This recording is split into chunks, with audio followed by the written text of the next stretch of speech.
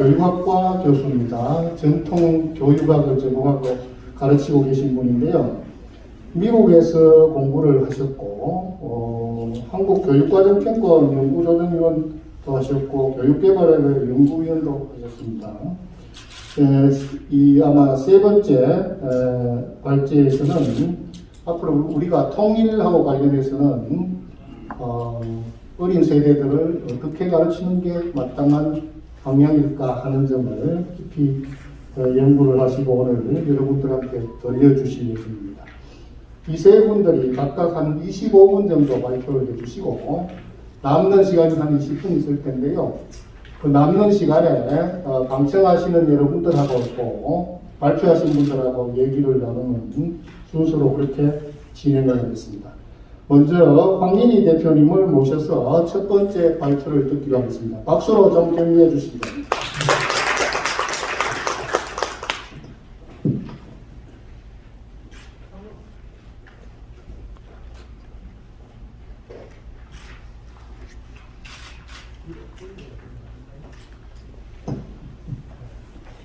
방금 소개받은 황인희입니다.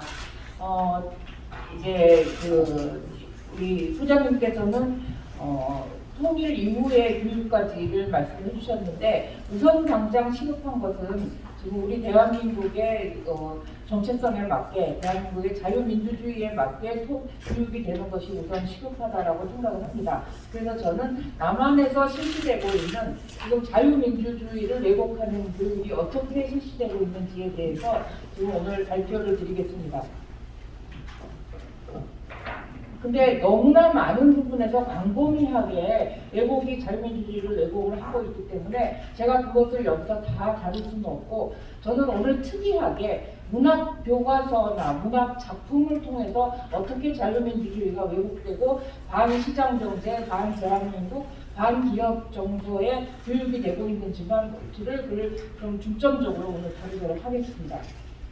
제가 이런 이야기를 하고 다닌 게 지금 한 8년 정도 되는 것 같습니다. 8년 정도 되는데 아마도 한 5년 전에 제가 참석했던 발표했던 세미나를 들으신 분은 5년 전에도 저런 얘기를 하더니 아직도 저런 얘기를 하네, 똑같은 얘기를 하네라고 생각을 하실 분도 계실 것 같습니다. 그런데 5년 전과 지금과 상황이 많이 달라지지 않았습니다. 거의 달라지지 않았고 그때 제가 자료조사를 했던 것과 이번에 이 세미나를 하기 위해서 자료조사한 거를 비교를 해보니까 그 나름 또 좀 아주 이상하다는 작품은 좀 빠지긴 빠졌는데 그래도 전체적인 기조는 많이 바뀌지 않았습니다. 그래서 그거를 감안하시고 들어주시기 바랍니다. 자, 민주주의란 무엇인가부터 말씀을 다 너무나 잘 알고 계시겠지만 민주주의는 주권이 국민에게 있고 국민을 위한 정치가 이루어지는 정치 제도를 말합니다. 그런데 그 민주주의에도 굉장히 여러 가지가 있죠. 북한에서도 자기네 이제 인민민주주의공화국이다 이렇게 얘기를 하고 있죠. 그 여러 가지 민주주의가 있기 때문에 그래서 우리는 대한민국은 어떤 민주주의를 선택을 하는가를 정확하게 우리가 찾지 않으면 안 됩니다. 그래서 대한민국 헌법 제1조에 대한민국은 민주공화국이다 라고 이렇게 돼 있고 이거는 1948년 헌법이 만들어진 이래로 수정된 적이 없는 대한민국의 국채의 기본이죠. 대한민국의 민주주의는 여러분 너무나 잘 아시는 바와 같이 자유민주주의입니다. 이거는 헌법 전문에 이제 나와 있고요. 그리고 헌법재판소에서 이제 그 자유민주적 기본 질서를 어지럽히는 것은 어떤 일인가에 대해서 또 구체적으로 풀이를 해놨죠. 그래서 여기에 보면은 기본적인 인권의 존중, 권력 분립, 의회제도, 복수정당제도, 선거제도, 사유재산과 시장경제를 골간으로 한 경제질서 및 사법권의 독립 등 우리 내부의 체제를 파괴, 변혁시키려는 것을 자유민주주의를 파괴하는 그런 행동이다라고 규정을 해놓았습니다. 그래서 이제 전 단적으로 얘기를 하면은 이런 것들, 이런 그 기본적인 인권 존중, 제가 지금 말씀드린 그런 사유재산과 시장경제 등을 부인하고 파괴하려는 행위가 자유민주주의를 지켜나가려는 대한민국의 지향성에 위배되는 행위라고 볼 수 있습니다. 교육부와 한국교육과정평가원에 발표한 2015년 교육과정에 따른 교육과용 도서 그러니까 지침이 있죠. 검정 지침. 우리나라 많은 교과서가 검인정 교과서이기 때문에 그 지침을 내려주는데 여기에도 마찬가지로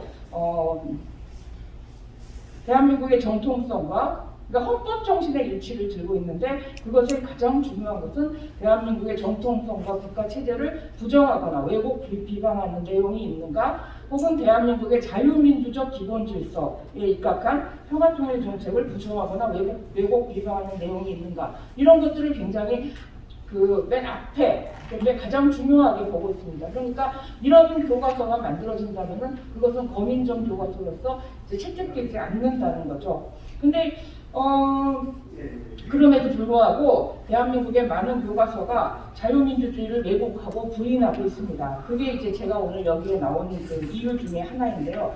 근데 이제 되게 생각하기에 역사 교과서나 사회 교과서에서 그런 왜곡이 일어날 거라고 이제 많이 생각을 하시고 그 역사 교과서, 사회 교과서를 많이 들여다보고 있습니다. 근데 실제로 역사 교과서나 사회 교과서에서는 노골적인 표현을 넣기는 참 어렵습니다. 그러니까 예를 들어서 뭐 김일성 만세를 낸다든지 북한 사람은 참 좋은 사람들이에요 라든지 이런 노골적인 말을 넣기가 어려운데 그런데 그리고 뭐 옛날에 우리나라 대통령은 참 나쁜 사람이었어요 라든지 그런 거는 하기가 어려운데 이 국어 시간이나 문학 시간에 제시되는 그 문학 작품은 이념의 왜곡이 이루어질 가능성이 훨씬 더 큰 거죠. 그래서 그 이유는 문학 작품은 표현의 자유가 있고 그 표현의 자유가 그대로 거기서 이제 작가가 표현해 놓은 그 내용들이 그대로 학생들한테 파고들기 때문에 그리고 또 문학 작품의 특성상 감동으로 학생들에게 다가가기 때문에 그 왜곡의 가능성이 훨씬 더 큰 겁니다. 그래서 오늘 저는 교과목으로서의 그 문학을 보겠는데 문학은 교과목으로서 문학이라는 고등학교가 있습니다. 그것뿐만 아니라 국어과에서 다루는 문학 작품 그런 것들을 이제 포함해서 오늘 한번 살펴보도록 하겠습니다. 그래서 이제 전체적으로 우리가 얘기를 하기는 좌편향이다라고 얘기했는데 오늘 이 시간에는 반자유민주주의는 물론이고 반대한민국, 반기업, 반시장경제, 반자본주의 이런 것까지 다 포함해서 한번 살펴보도록 하겠습니다. 그 현행 교육과정에서 추구한 문학교육의 목표는 작품의 이해와 감상에 초점을 맞추고 문학에 대한 지식을 익히고 이를 통해서 미적 감수성을 기르고 인간의 삶을 보다 총체적으로 이해하는 데 있습니다. 다시 말해 문학교육은 우선 작품의 올바른 이해와 감상을 유도해야 하고 그리고 그 감상으로부터 받은 감동 다시 말해서 개인의 문학적인 체험을 통해서 그 개인의 삶의 질이 향상되도록 해야 되는 것이죠. 그래서 이제 문학교과의 그 목표를 볼 때 문학 수업은 철저하게 수용자인 학생 중심으로 이루어져야 합니다. 근데 작품에 대해서 그 학생이 받는 각기 다른 서로 다르겠죠. 나란히 앉아 있어도 그런 감동에 집중해서 그 살아있는 감동이 학생의 가치관이나 미래의 삶까지 이어지도록 유도를 해야 되는 거죠. 그런데 오늘날 학교 교육은 그렇게 되지 않고 선생님이 일방적으로 주입을 하죠. 자, 이 시에서는 이런 거를 느껴야 된다. 뭐 이상의 시다. 그럼 이상의 시에서 그 느끼는 그 감정이 굉장히 여러 가지인데 그거를 딱 그 어떤 균일로 해가지고 그거를 제시를 하죠. 이 시는 이거를 얘기를 하는 거다. 거기에 나오는 13이라는 숫자가 무엇을 의미하는지 아직도 그 정확하게 누군가 정확하게 얘기하는 사람도 없고 이상 시인 자신도 얘기한 적이 없습니다. 그런데 여기서 교과서에서는 그 13이라는 것이 무엇을 의미한다라고 다가가지고 이제 알려주죠. 이런 식으로 해서 이제 교사가 학생에게 이제 감동의 방향까지도 정해주는 거 그것이 이제 거기에 함정이 있는 것입니다.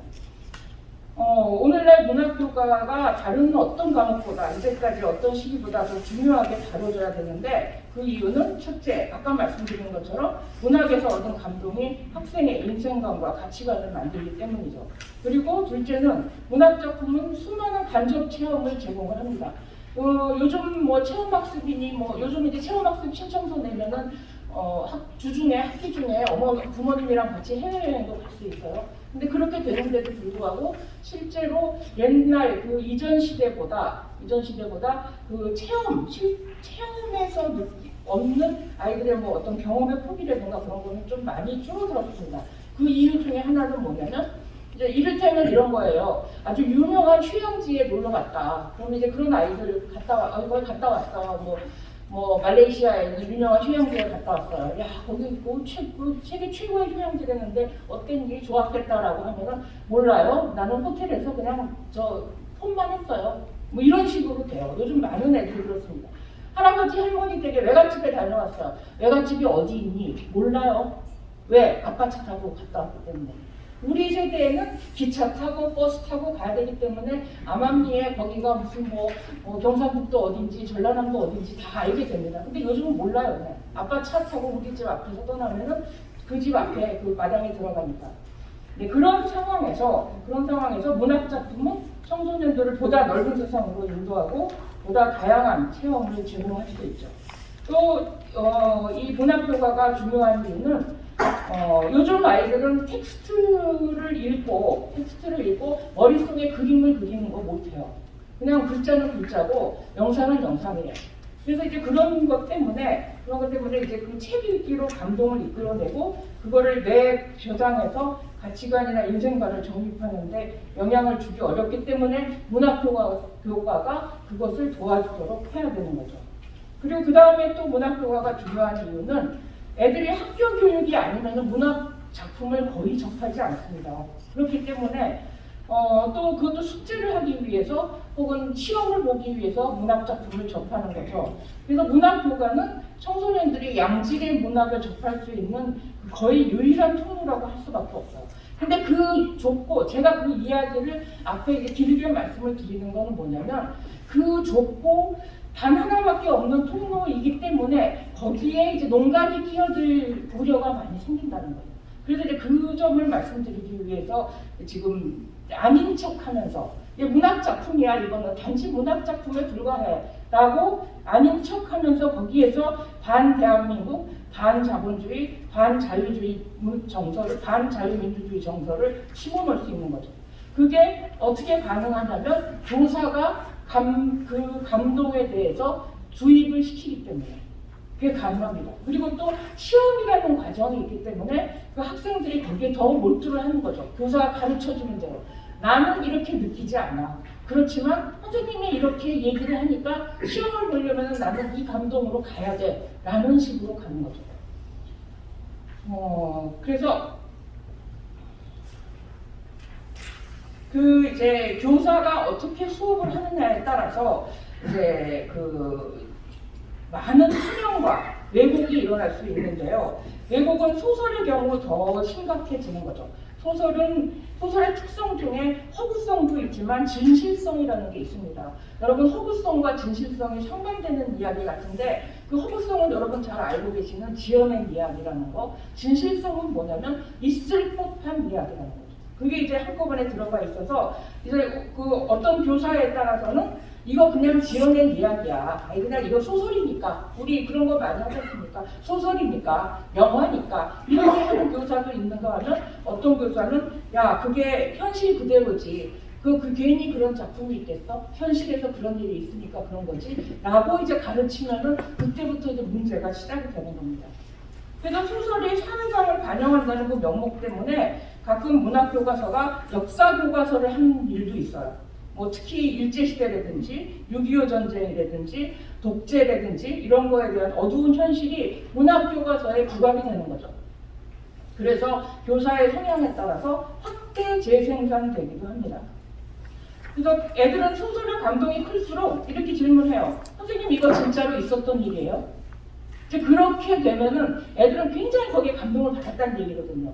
그러면서 이제 거기에 이제 선생님이 거기다가 뭐라고 답변을 하느냐에 따라서 이것이 편향으로 가느냐, 정상적인 교육으로 가느냐의 기로에 서는 겁니다. 그런데 지금의 많은 교사들이 그럼 그거 진짜 있었지. 옛날에 사실은 이거보다 더 했어. 더하면 더 했지 덜 하지 않았어. 라고 하는 순간 완전히 교실을 아수라장이 되는 겁니다. 자, 그래서 제가 여기서 이야기를 하거든요. 몇 개 이제 예를 들어서 사례를 들어서 여러분께 말씀을 드리려고 하는데 제가 말씀드리는 거는 그 사례들을 두는 그 문학 작품의 문제가 아닙니다. 문학 작품의 문제. 이런 세미나를 듣고 난 다음에 어떤 분들은 그 작가 그렇게 안 봤는데 그 사람이 이렇게 현장 작가였어? 라고 생각하시는 분도 계신데 그렇게 생각하시면 안 돼요. 그 작가는 표현의 자유에 따라서 자기의 감성을 작품에 담았죠. 그런데 그걸 가지고 교사가 이제 주무를 수 있는 그런 빌미가 되어준다는 거, 그거를 제가 여기서 지적을 하는 거지 그 작품의 문제를 얘기를 하는 건 아닙니다. 그러니까 여러분도 그 점을 잘 감안하고 들어주시기 바랍니다.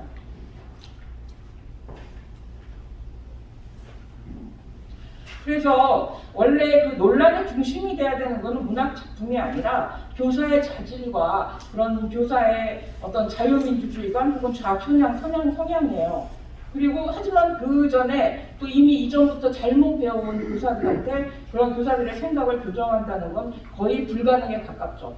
그렇다고 해서 우리가 이 상황을 포기를 할 수는 없고, 그래서 자유민주주의의 사활이 거기서 행복한 삶을 영위해야 할 우리 자녀들의 미래에 걸린 문제이기 때문에 포기할 수 없어서, 그래서 우선 교과서에 실린 그 문학 작품들을 고를 때 특별히 주의해서 편향과 왜곡의 여지를 줄여야 된다는 거예요.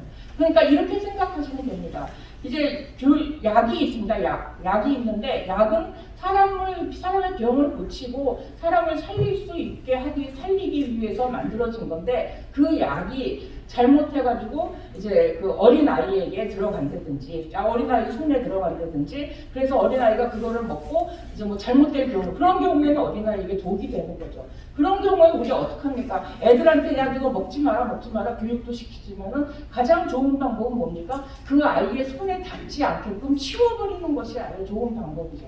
그래서 이제 그런 상황이라고 생각을 하시면 됩니다.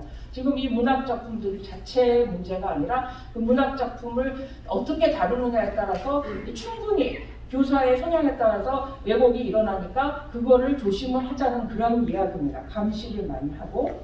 자, 그럼 이제부터 문학교과서가 어떻게 문제가 되는지 제가 사례를 들어서 말씀을 드리겠습니다. 뭐 다시 한번 강조하지만 제가 오늘 말씀드리는 작품 자체에 대해서 평가하려는 의도는 절대로 없습니다. 자, 단적인 예를 하나 들어보겠습니다. 중학교 3학년 2학기 교과서 중에, 자, 이런 교과서입니다. 제가 교과서를 이제 특별히 이걸로 가지고 왔는데, 이 교과서 안에 박동규 교수님의 내 생애 가장 따뜻한 날들이라는 글이 한 편 발췌돼서 실려 있습니다. 그분 박노걸 시인의 아드님으로 잘 알려져 있죠. 저도 이 책 읽어봤는데 굉장히 따뜻하고 그분이 글을 아주 쉬우면서도 굉장히 아름답게 쓰는 분이세요. 그래서 참 좋은 글이 많이 있는데, 그런데 이 교과서에서는 뭐냐면 이 교과서에서는 한 편을 거기서 골라 실었는데 제목은 전쟁의 잔혹함과 인정의 아름다움이라는 이야기예요. 그런데 거기에 무슨 내용이 나오냐면은 인민군, 전쟁 중에 착한 인민군과 친구가 되는 이야기가 나와요.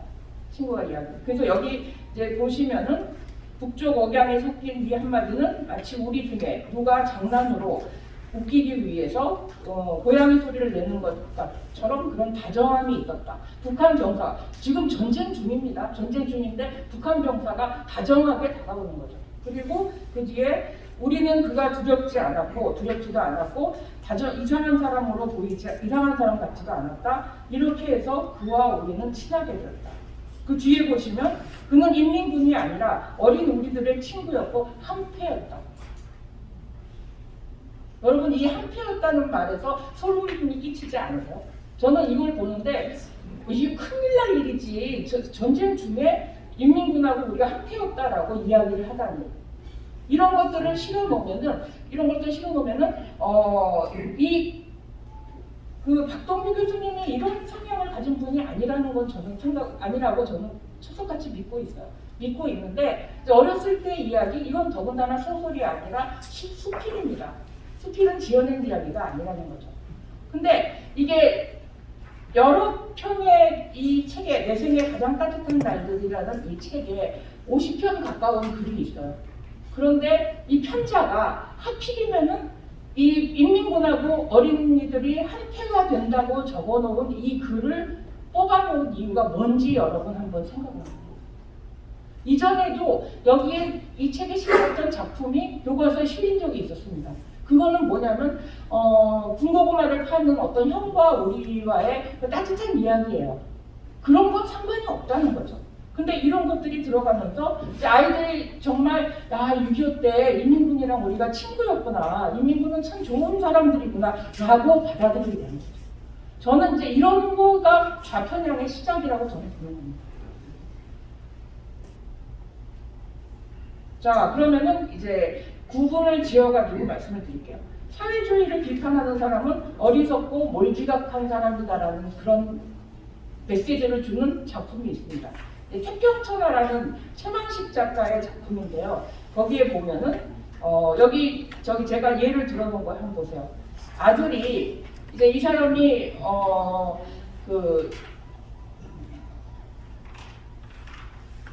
그러니까 일제시대가 되기 전에 화적대들에게 습격을 당해가지고 자기 집안이 굉장히 굉장히 엉망진창이 되는 그런 일을 겪었어요. 근데 일제시대가 되면서 질서가 딱 잡히면서 이렇게 경찰관이 있고 뭐 이렇게 다 우리를 지켜주고 그러니까 얼마나 좋은 시대냐, 태평천하 아니냐라고 생각을 하는 사람이에요. 그런데 딱 하나 부족한 거는 뭐냐면 돈은 많은데 그 자식들 중에 뭐 경찰서장이나 군수나 이렇게 나와가지고 권력도 좀 이렇게 좀 누릴 수 있었으면 좋겠는데 자식들이 그렇지 않는 거예요. 거기에 기대에 부응하지 못한 거예요. 근데 그 중에 하나가 손자가 있는데 하나 똑똑한 애가 있어요. 그래서 걔한테 기대를 걸었는데 걔가 뭐를 합니까? 사회주의 사상에 경도돼가지고 그래서 뭐 일본에 유학 가가지고 거기서 경찰서에 잡혀가는 거죠. 그래서 그거에 대해서 이야기를 하는데 여기 보면은 그놈이 그게 어디 당한 것이라고 지가 사회주의를 해 부자놈의 자식이 어디가 부대껴서 불황당때 폐에 들어. 그러니까 사회주의를 불황당폐에 둔다고 이야기했는데 그렇게 말하는 그 사람을 굉장히 무식하고 시대의 상황을 모르는 사람으로 표현을 하는 거죠. 그래서 이거는 현대하고도 연결을 지을 수가 있는데 촛불 시위에서 사회주의가 답이다라고 노골적인 메시지를 내건 피켓도 등장을 했고 또 사회주의를 표방한 사람이 여러분 기억하시죠? 이번에 20대 대통령 선거의 후보로 사회주의를 표방한 사람이 후보로 나오기까지 했어요. 나오기까지 했는데 이제 이렇게 되면서 사회주의를 내세운 사람들은 굉장히 똑똑하고 많이 배우고 지식 있는 사람으로 여겨지고 또 사회주의를 반대하는 사람은 비방하고 반대하는 사람은 여기에 나오는 이 주인공처럼 무식하고 그 다음에 뭔가 일제의 시대를 태평천하라고 여기는 그런 사람으로 여기게 되는 거죠. 그래서 이런 거는 잘못하면은 어떤 그 사상 문제는 물론이거니와 세대 갈등까지도 초래할 수 있는 그런 작품입니다. 자, 북한이나 남한이나 못 살기는 마찬가지라는 최인훈 작가의 광장이라는 작품은 굉장히 오래전부터 많은 교과서가 채택을 하고 있습니다. 근데 그 중에서 광장 작품은 중편 소설이에요. 그래서 단편보다는 좀 길죠. 근데 그 중에서 하필이면은 이 주인공이 남한도 북한도 아니고 중립국으로 가겠다는 그 부분을 책에 뽑아가지고 싣고 있습니다. 실으면서 여기에 뭐 이거를 가르칠 때 학생들한테 그때는 이럴 수도 있었겠지만 지금 같으면 확실하게 남한을 선택할 것이다 라고 목가가 가르치는 교사가 있다면 상관이 없습니다. 상관이 없는데 근데 그런 교사가 별로 많지 않죠. 그때는 그랬지만 지금은 남한이 훨씬 좋은 사회야 라고 스스로 생각할 수 있는 학생도 많지 않습니다. 그러면 어떻게 되죠? 교사가 그때나 지금이나 남북한은 똑같이 헬조선이야 라고 말하는 순간 애들은 딱 그것만 기억하는 거죠. 아, 나 이 나라가 싫어 라고 헬조선이 되는 겁니다. 그래서 이 어떤 교과서에 보면은요, 이 작품을 실어놓고 여러분 그 뒤에 보시면은 작품 활동이 있죠.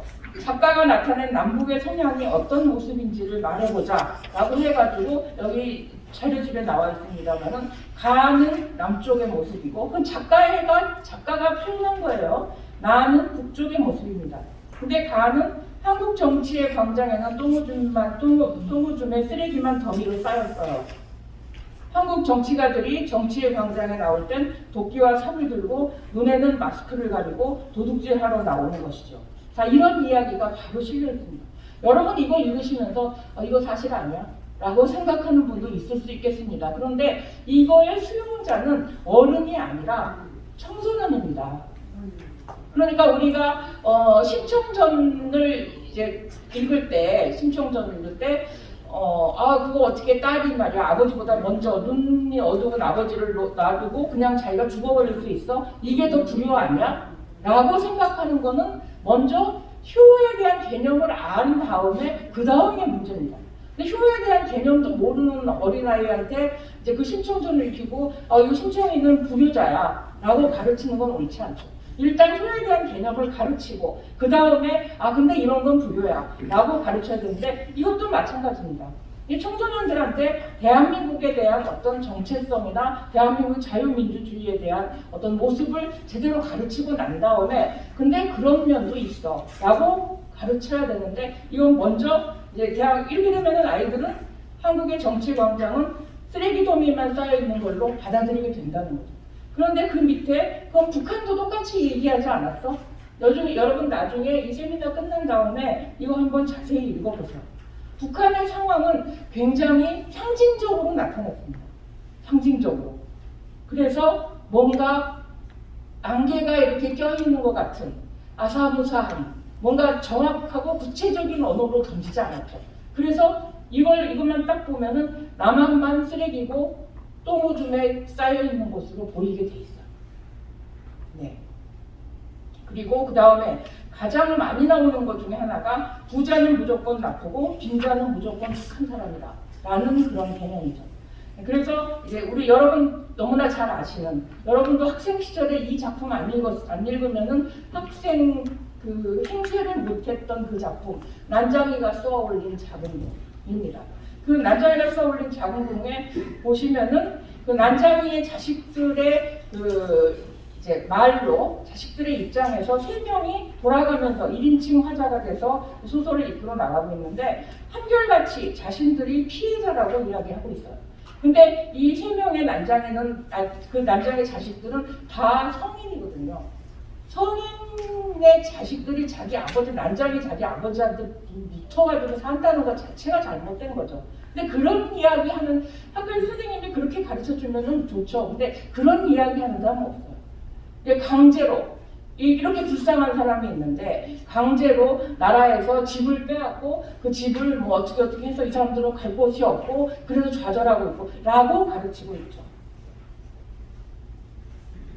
그래서 70년대 부조리와 착취로 서민이 70년대를 부조리와 착취로 서민이 살 수 없는 시대로 그려놓고 있어요. 그런데 거기에 또 뭡니까? 때를 써서 저항을 하는 거죠. 입주권을 팔아요. 파는 것 자체가 불법이에요. 근데 팔아요. 근데 팔아놓고 그 사람한테 가가지고 다시 그걸 훔쳐와요. 이런 것들을 정당화하고 있는 그런 그가 그 당시에 1970년대에는 어울리는 소설이었는지 모르지만 이거를 이제 오늘의 이제 교실에서 70년대는 물론이고 지금의 우리가 만족할 만한 부를 누리지 못하는 것은 다 지금도 마찬가지로 돈 많은 사람, 거대 기업이 우리를 착취하고 있기 때문이다 라고 말을 하면은 아이들은 그대로 지금 반기업 정서를 받아들일 수밖에 없는 겁니다. 자, 양기자 작가의 단편 비 오는 날이면 가리봉동에 가야 한다 라는 작품도 교과서에 실리고 있는데 이 교과서에도 보면은 돈 있는 놈들은 다 죄다 도둑놈이다 이런 이야기가 그대로 그러니까 이게 문학교과서가 위험한 게 뭐냐면 이런 말들이 여과 없이 그대로 교과서에 실린다는 거예요. 그래서 뭐 그 돈 있는 사람은 반질반질한 상판에 배는 툭 붉어져 나왔겠지 뭐 이런 이야기 그 다음에 뭐 1970년대 경제개발 성과를 폄하하는 것 이거는 뭐 말할 것도 없이 많이 나오고요. 그 다음에 경쟁은 나쁜 것이다. 나 경쟁 때문에 이렇게 시달려 라고 하는 그런 이야기도 많이 나오고요. 그 다음에 농촌의 피폐함의 주범은 산업화다. 산업화. 근데 이제 1970년대, 60년대의 그 산업화 정책에 따라서 농업이 일방적으로 농업의 일방적 희생으로 고도 성장을 이룰 수 있었다라는 해설도 실려 있어요. 자습서 같은 게 그대로 실려 있습니다. 그런데 이제 새마을운동이나 뭐 그런 걸로 농촌도 살기 좋아졌고 뭐 이런 게 지금 농촌과는 옛날과 달라라는 이야기는 가르치지 않습니다. 그리고 투철한 안보는 독재 권력을 유지하기 위한 사회 통제 수단이었다. 이경백 작가의 시국 파수꾼에 보면은 이리 때가 온다 그래가지고 막 경보를 울려요. 근데 사실은 그 이리 때가 아니라 구름이었다는 거죠. 근데 그걸 사람을 통제하기 위해, 주민을 통제하기 위해서 이리 때가 온다라고 그 파수꾼을 만드는 거예요. 그걸 알면서도, 그것이 이리 때가 아니라 구름이라는 걸 알면서도. 자, 이것이 그 당시에 1970년대에 그 이제 방공교육 같은 거 이런 게 이제 거짓말이다, 말자 확실이다라고 이제 가르치고 있는 거예요. 그리고 그 다음에 가난은 정부와 사회, 지역 탓이다라고 가르치는 거 이제 유능길의 단편, 9켤레의 구두로 남은 사내. 여기서 이 사람은 거기서 나 대학 나온 사람이에요, 배운 사람임을 계속 강조를 합니다. 그런데 불법을 저질러서 불화를 받아요. 불화를 받고, 근데 그거에 대한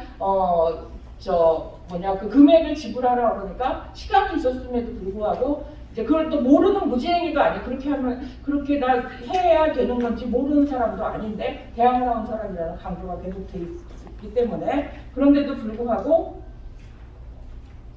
해결할 시간도 있었는데도 그 토지에 집을 짓거나 대금을 치를 대책을 세우지 않는 거죠. 그런데 그런 사람의 편을 들어서 정부는 국민을 착취하고 있다라는 메시지를 주고 있습니다. 자, 그리고 국기 존중이 강요된 애국이다라는 이야기, 이런 메시지도 있어요. 황지우 작가의 시, 새들도 세상을 떠는구나. 저 이 작가 시인 참 좋아하거든요. 좋아서 이 시도 굉장히 좋아해요. 굉장히 멋진 시입니다. 멋진 시인데 여기서 옛날에 극장에 가면은 처음에 애국가가 나오죠. 애국가가 나온 다음에 자리에 앉는 거, 그거에 대한 이야기를 하고 있습니다. 그래서 근데 이걸 갖다가 강요된 애국이다라고 표현을 하고 있고요. 그리고 이 해설대로 한다 그러면 그 시절에 극장에 가서 애국가가 울려 퍼질 때 자리에서 일어나거나 혹은 길을 가다가 국기 하기식 시간이 되어서 애국가가 울려 퍼질 때 가던 걸음을 멈추고 국기를 향해 경의를 표했던 사람은 모두 맹목적인 삶을 살았거나 웅민화에 넘어간 어리석은 국민으로 만드는 거죠. 그러면서 어렸을 때부터 애국가나 태극기에 대해서 경의를 표하는 것 자체를 어리석은 일로 생각을 하면서 자라나게 된다는 거예요. 그러니까 여기서 교사가 그땐 그랬지만 지금은 그렇지 않아 라고 얘기를 해주면 좋은데, 이걸 가지고 증거 삼아 그때도 그랬고 지금도 그랬음을 가르치고 있는 거예요. 그걸 문제로 삼고 있는 겁니다. 뭐 북한 작가의 작품을 그대로 수록하는 것도 있고, 그런 것도 있고, 네. 그래서 저는 이제 그 시간도 다 되고 했으니까 이제 그 마무리를 지어야 될 것 같은데요. 계속 강조를 하는 거는 뭐냐면 이 작품들의 문제가 있다는 이야기는 아닙니다. 그런데 요즘 교사들의 그릇된 성향을 가진 교사들에 의해서 이 작품이 무기가 될 수 있는 가능성이 있다는 거예요. 그러면은 이왕이면이 아니라 그러면은 가능하면은 그 무기를 치우고 좀 부드럽고 보다 따뜻한 문학 작품을 교실에 드리도록 그렇게 해야 되는 것이 아닌가. 그리고 이제 여기에 실린 작품의 그 작가들이나 그 유족들이 제가 이런 얘기 한다고 그래서 아니 그 기분 나쁘다라고 생각을 할 것이 아니에요. 왜냐면은 자기나 자기 그 이제 그 부모님 이런 분들의 작품이 학교에서 왜곡되어 가르쳐지고 있는 것, 그것이 이상한 교육의 빌미가 되는 것을 그분들이 우선적으로 나서서 감시를 해야 된다고 생각을 해요. 물론 우리도 하지만. 그리고 여러분 혹시 자녀, 손자녀가 있어서 학교에 다니는 아이들이 있으면 국어교과서, 문학교과서를 한번 보세요. 그리고 거기에 어떤 목표로 그 작품이 실려 있는지를 한번 보시면 지금 제가 드린 말씀이 조금 이해가 되실 거라고 생각을 합니다. 네, 그래서 교과에서 반드시 가르쳐야 되는 작품이 정해져 있는 것도 아니고 또 문학교과서에 실을 가치가 있는 소스로서의 문학작품은 얼마든지 있어요. 지금 이 시간에도 굉장히 우수한 작품들이 쏟아져 나오고 있습니다. 그래서 교과서를 이용한 반좌편향, 반민주주의 교육을 막기 위해서는 이런 그 자유민주주의와 대한민국 역사, 사회를 왜곡할 여지를 담은 문학작품을 교과서에서 출연할 필요가 있어요. 출연할 필요가 있고, 그래서 이제 출연내고 혹은 출연내지 못한다면 왜 그 작품이 거기에 실렸는지 우리가 근거를 정확히 알아야 되고, 그 다음에 그 작품이 어떻게 활용되고 있는지 이제 감시를 철저히 해야 됩니다. 그래서 학생들이 자유민주주의의 아름다움을 간접 체험할 수 있으면서도 문학의 근본 가치에 충실한 아름다운 작품을 골라내는 것은 어려운 일은 아니라고 생각합니다. 그래서 어쨌든 문학 교과서에 실린 문학 작품에 대한 전반적인 재검토가 필요한 때라고 저는 주장합니다. 감사합니다. 네, 황민희 대표님 수고하셨습니다. 자라나는 세대에게 비뚤어진 가치관이나 왜곡된 지식을 주입하는 것은 사람의 영혼을 병들게 하는, 개인의 일생을 어둠의 세계로 밀어넣는 그런 죄악입니다. 그런데 이런 죄악이 학교에서는 주로 우리가 지금까지 알기로는 사회과목 가르치는 교실에서 이루어진다 라고만 생각을 했는데, 강혜미 선생님 얘기를 들어보니까 국어 시간, 문학 시간에 이런 일들이 이루어지고 있고 그것이 더 위험하다 이런 생각이 드네요. 이 문학이라는 것은 되게 상징과 비유, 감성으로 학생들에게 접근을 하기 때문에 우리가 거기에 대해서 경각심을 가지기가 사회과목보다는 좀 힘들 수가 있습니다. 사회과목은 사실과 논리 이런 걸 가지고 교육을 하는 것이기 때문에